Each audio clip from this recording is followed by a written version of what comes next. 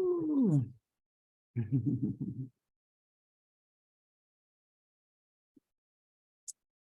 Okay. So we are entering February, JSEMP. Our theme it's an entire theme this year. And it's called Healing the Split from Wounded Inner Child to Healthy Adult Self.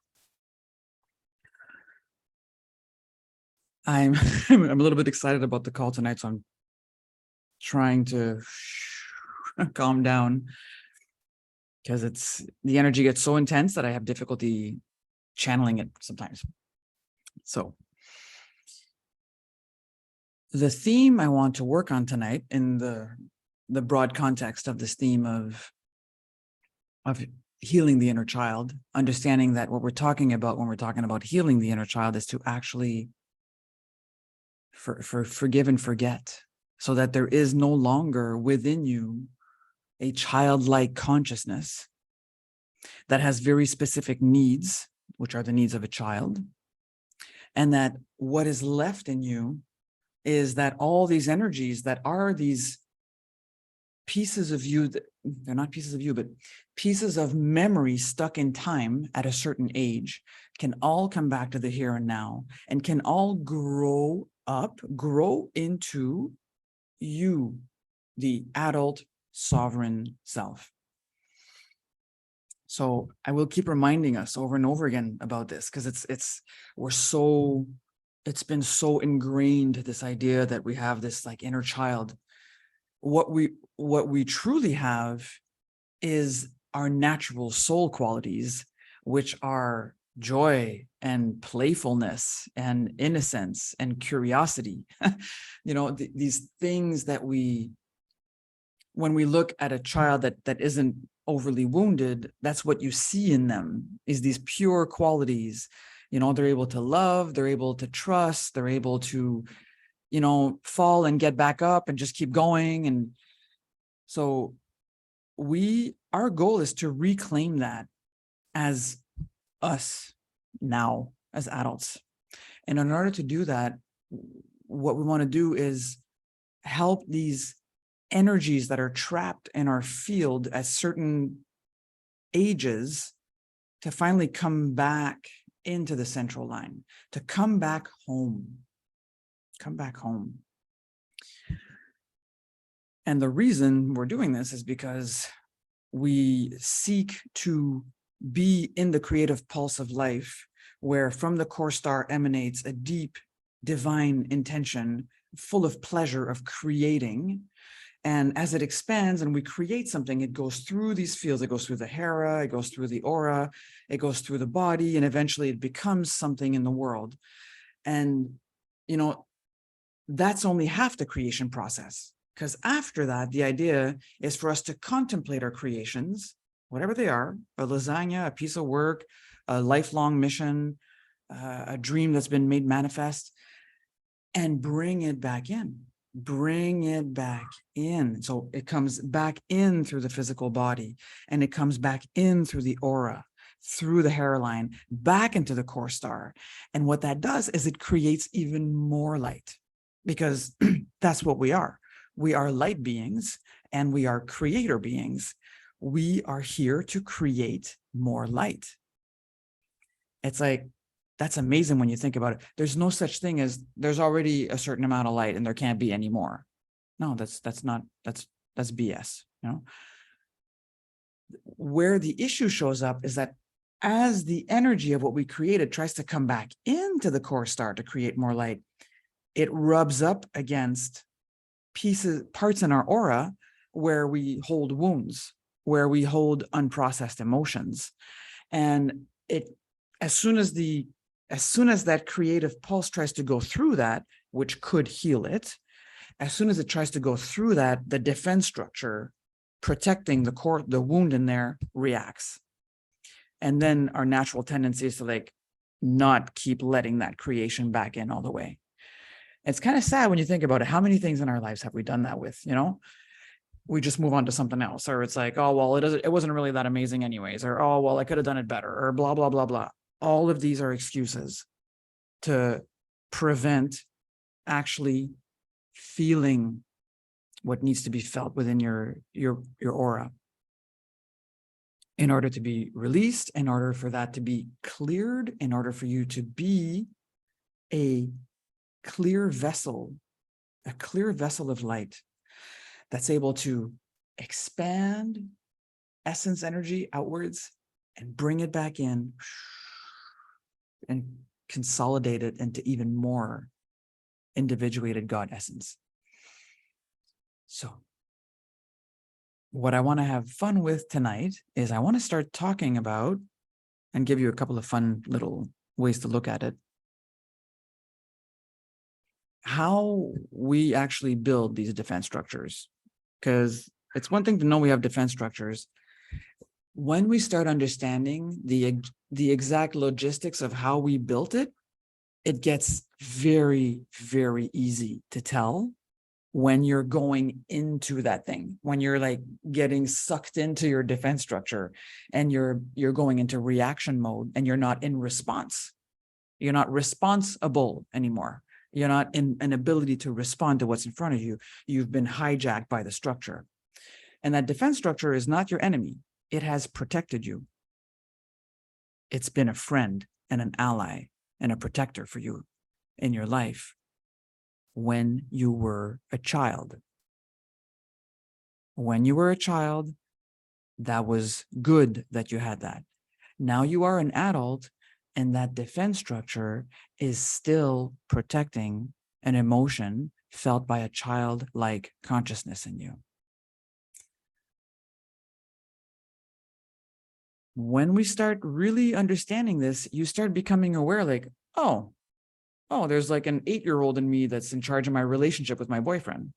Oh, there's a 5-year-old in me that's responsible for, my relationship to my boss. And we don't want that. We don't want that. We don't want you to be in reaction to anything. We want you to be able to respond. We want you to be responsible. We want you to be a divine being of light that knows what it is and understands what's going on so that the energy can flow in and out, no problem. So I want to talk about how that defense structure gets built. We've already talked a little bit about it last month when I said, basically what happens when there's any kind of trauma is the first thing that happens is your physical body takes an inhale and holds it, right? And the minute you take an inhale and hold it in an energy like that, automatically your limbic brain takes over. Automatically your reptilian and your limbic brain kick in to protect you. They don't think like the cortex. They're not logical, and they don't think like the neocortex. They're not able to see long-term. They're just able to see right here, right now. What do I need to do to protect myself? So that inhale kicks in the limbic brain. And in the energy body, what that looks like is it's like your energy body has a constant flow of energy. It's like think like waterfall, or think pulsating light from your heart. However you want to look at it, just like the energy is moving all the time. In that moment when you go, the energy stops moving.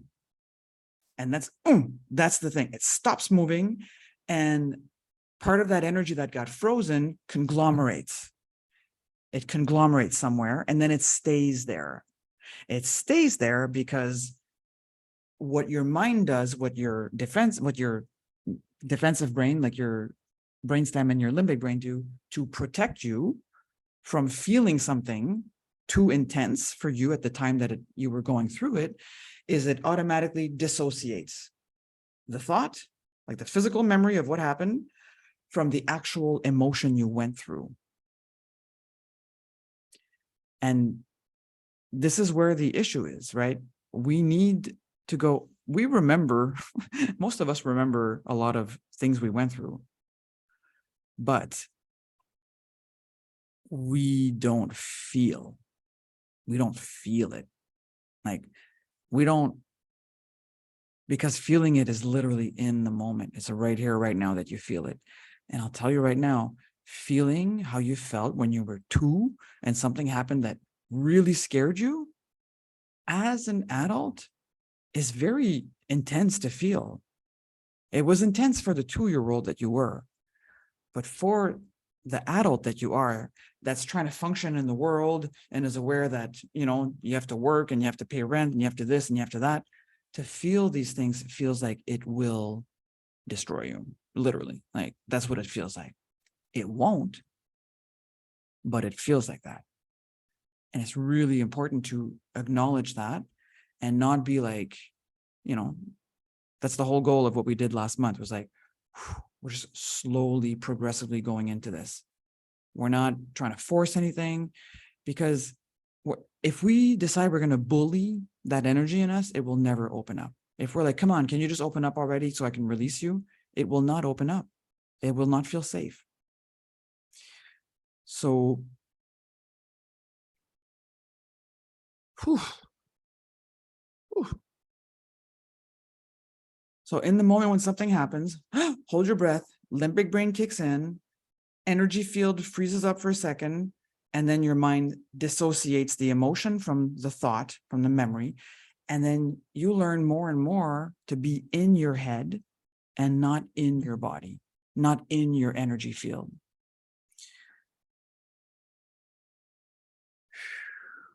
And the minute that happens, the minute that brain kicks in, the minute your limbic brain and your reptilian brain decide, I'll protect you, you are no longer able to actually respond to the energy that's stuck in your body. And that's where we want to get to. We want to get back to that place where we can respond to the energy, not react. If we're reacting to it, it is the defense structure. If we are able to respond to it, we are the presence within us that is able to hold the space for the defense structure so that it feels safe, at the same time as we go and meet the actual emotion, the actual deep feeling that's not even, it doesn't have words. The mind has words. These levels of emotions and feelings do not have words. A lot of them are pre-linguistic. They happen before you even had a linguistic brain walking around putting names on things. So in many ways, that's why it feels so scary and so overwhelming to touch these energies in us, because it's like our mind doesn't understand what to do with it, because our mind was separated from it, and the more we actually manage to feel these things, the more our mind will understand, oh, okay, it's not going to kill us. Because that's another little key thing, is that for these parts of your brain, for your reptilian brain and your limbic brain, there's no capacity to understand, how can I say this? It is incapable of abstract thought. So the ability to understand, for example, a physical feeling from an emotion, it's not there. So for that part of your brain, you feeling an emotion that's very intense and makes your body shake is the same thing as something's going to cut my arm off. And it reacts. It reacts, in consequence of that. So we want you inhabiting more and more the upper layers of your brain, where you understand that feeling that emotion will be very uncomfortable. I might shake, I might cry, I might scream, I might this, I might that. And that's okay. It's not going to kill me. It's just my body processing the emotion. We need that part of you. We need that part of you aware and in the process with us. Because your protective brain, left to its own design, will simply continue to react and do everything it can to protect you from what's going on. And most of the time, what's going on the outside, that's not even the threat. The threat is that it might actually make you feel your core wound. That's the threat out there all the time. We're not lizards. We're not walking around and, sitting on a rock with a bird that can come eat us. Yet we have that same level of fear running around our heads, but it's aimed always at making sure that we don't feel whatever it is we're holding in our field. So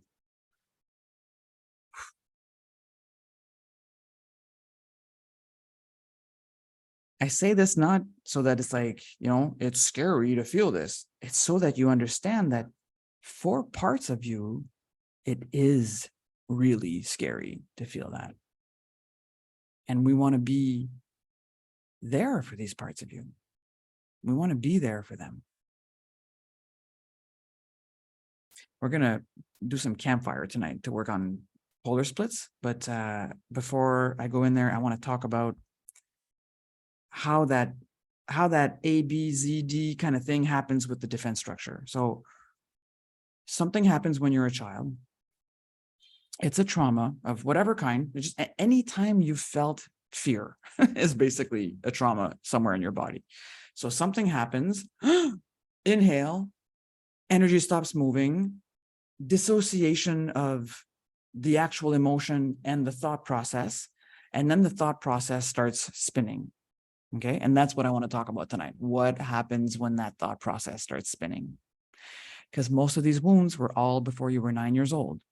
So most of these wounds, you were not walking around with a fully developed cortex brain able to analyze and have abstract thoughts. You were walking around with a reptilian brain and a limbic brain. And these brains do not think the same way. They think by associations. They do not think by, they're not abstract. They don't understand how to reason. They think in associations. So event happens, inhale, reptilian brain kicks in, separation of the emotion and the thought. Emotion gets stored somewhere in the energy body, and then limbic brain kicks in, and with its very limited thinking process. And what the limbic brain is going to do is it's going to start trying to figure out, how do I make sure that doesn't happen again? How do I make sure that I'm safe? So you draw on the wall, dad walks in, screams at you, it scares you, you have that reaction, and then separation of the two, of the thought and the emotion, because the emotion is way too much.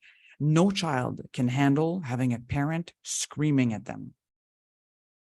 No child can handle the anger of an adult towards them. It is absolutely terrorizing. Absolutely terrorizing. Their nervous system is all young. Their brain is not developed enough. And all of a sudden, it's just like, all this comes at them like,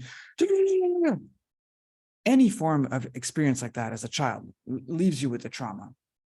We're not blaming the parents. The parents did the best they could. They did, a bunch of their defense structure kicked in when you did that. And that's what reacted. And we're not talking about, this is not about blame, right? This is about responsibility. This is about our ability to respond. So the brain kicks in and it's going to try to figure out, how do I make sure that I'm safe? So in the example I gave, you drew on the wall, dad walked in the room, and now he's pissed at you and he's screaming at you, and now he makes you and go erase it. And meanwhile, you just wanted to do a nice drawing on the wall and you had no idea it was wrong. You start coming to conclusions. Okay, it's dangerous to be creative. It's dangerous for me to express myself. I should not express myself. You come up with all these.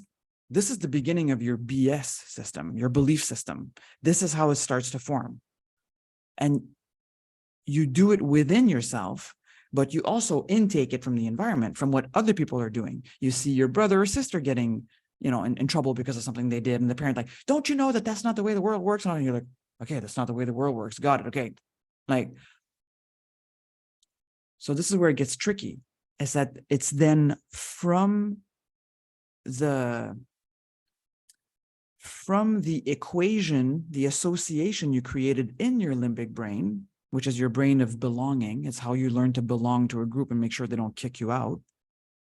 You start deciding what reality is. So in the case I'm giving you of a child drawing on the wall and getting in trouble for it, what they end up deciding reality is that I will get in trouble if I spontaneously express my creativity.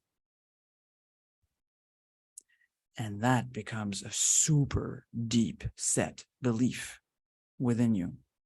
Another example could be a kid that's playing soccer and he does a wrong move and his dad scolds him about it. That child is like, oh, okay. So in order to be loved by my father, I need to excel at sports. I need to be good at something. I need to be the best at something. And that'll start forming the map of reality of that person. And we're still walking around with these. Let's not make believe that we're not walking around with these anymore.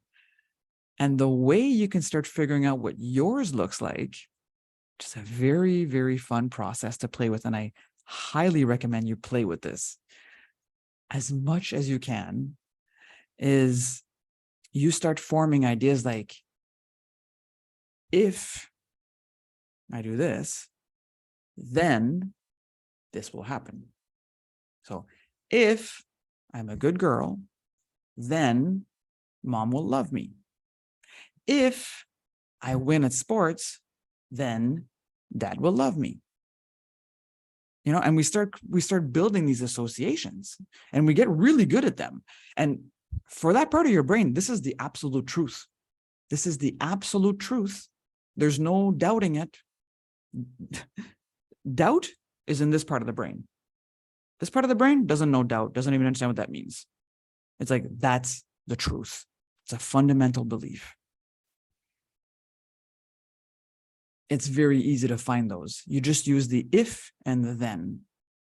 You find somewhere in your life where something happened and you got in trouble, and what is the association that you created at that time of what you need to do to be safe.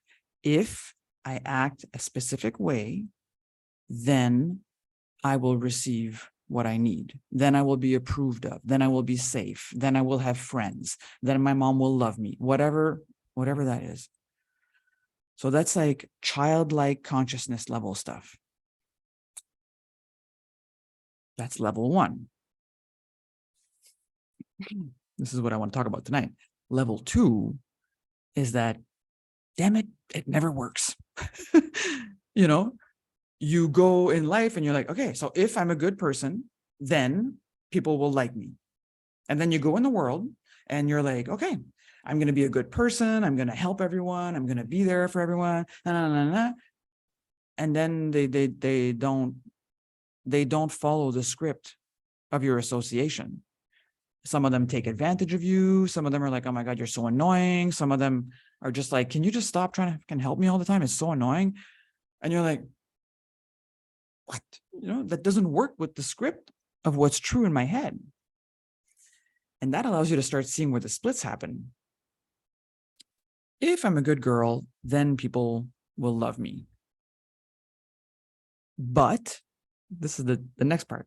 But I do all the right things and still I get shit on, and still I get whatever, people call me this or that, or still I'm rejected, or still my dad gives me shit, And then it leads to the thing right underneath that, what I call the therefore.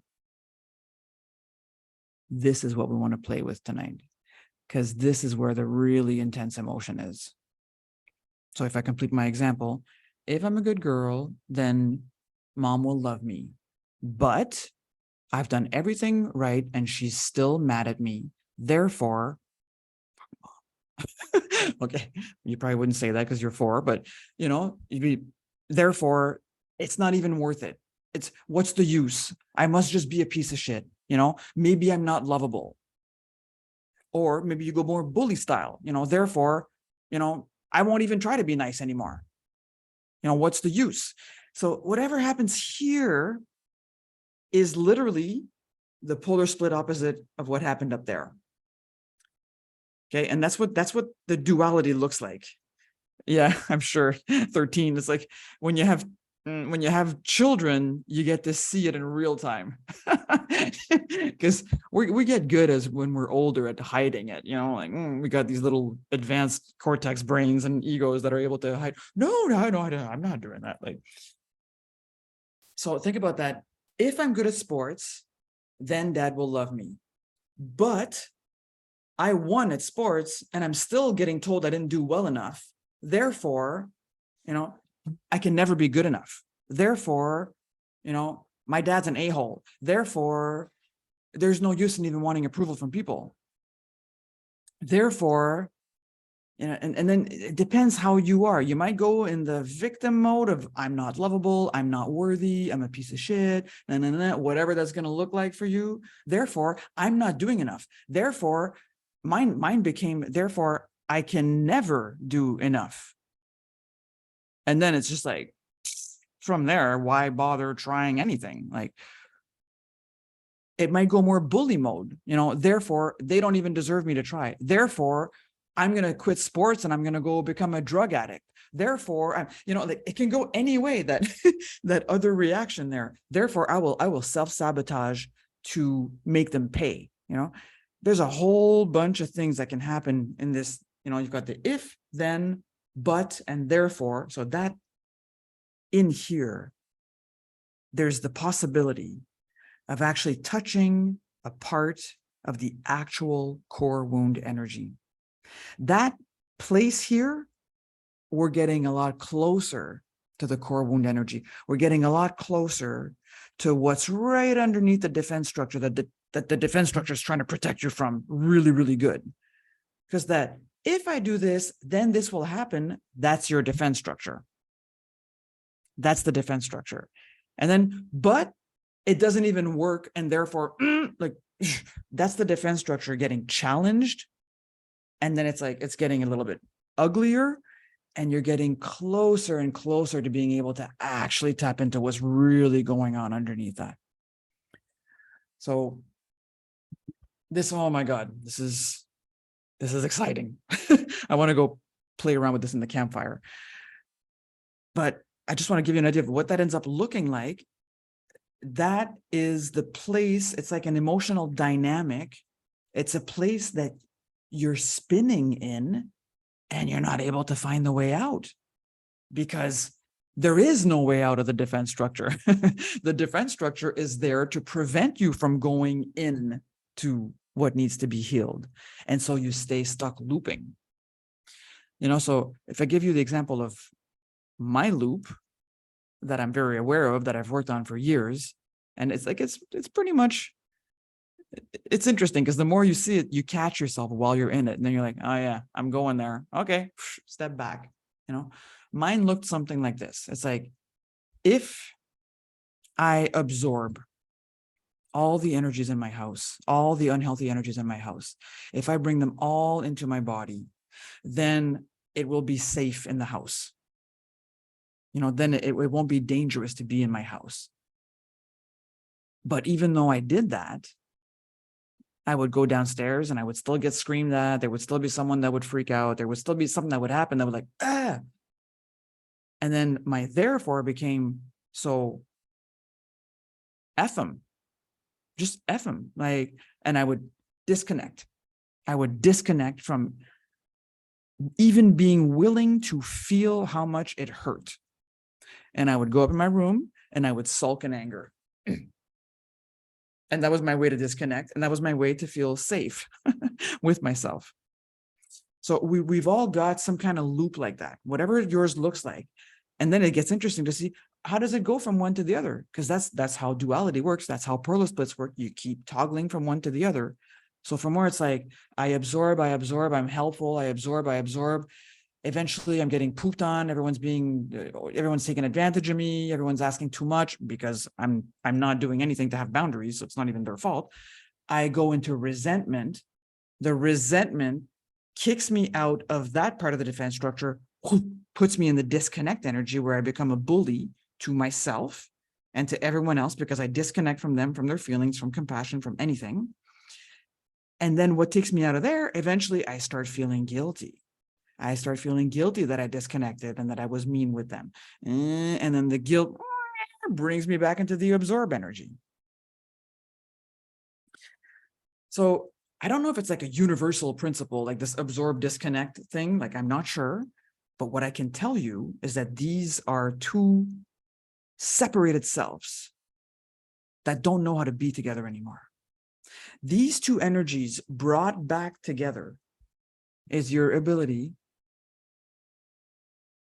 to be in yourself, in compassion, able to respond in real time to what's going on, instead of being in an absorb reaction to feel safe or a disconnect reaction to feel safe. So that's what I want to like play within the campfire tonight, whatever version that is. Like we can almost say it's like the victim and the bully energy.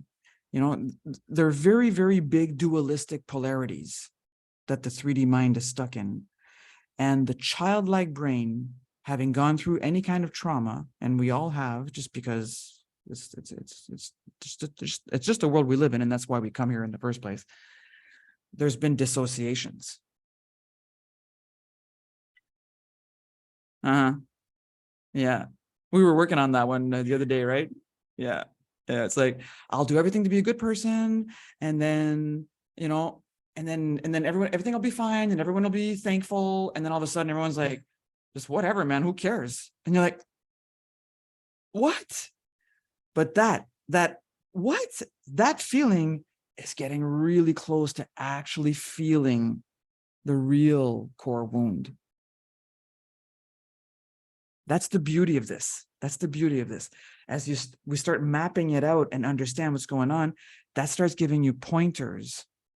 You know, if I'm really honest with myself, in many ways, my core wound has been disconnecting from myself. That's what's hurt me the most. I disconnected from myself in order to be there for others, hoping that they would take care of my needs, when in truth, no one can take care of my needs. Only I can.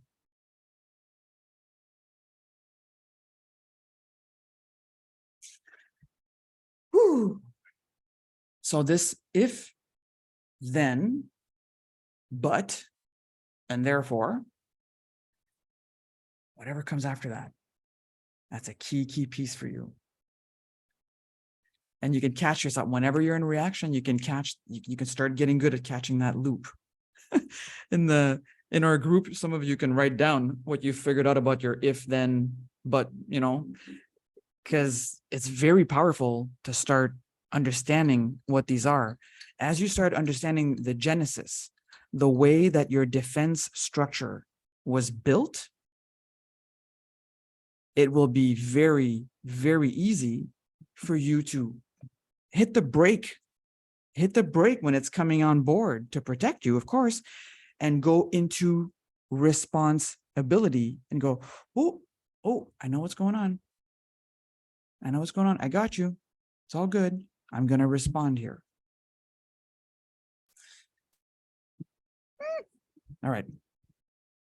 Exciting. Okay. So I'm going to just end the recording of the part that I put on YouTube for other people to hear the teaching. And then we're going to go into our process. And I am expecting us to have some fun in Campfire tonight. We haven't been there in a while. And I really, really want to work on these polarities and these dualities, because the more we bring them back together, the more we start reunifying ourselves. And that really is the key. We want to bring these parts back together, and then we want to grow them up to our age so that we can merge with them, so that we can get that energy back into the integrated self. That's a healthy adult self.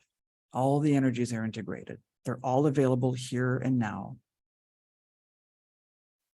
They're all available for the creative pulse of life to come out and come back in and create more individuated God essence. So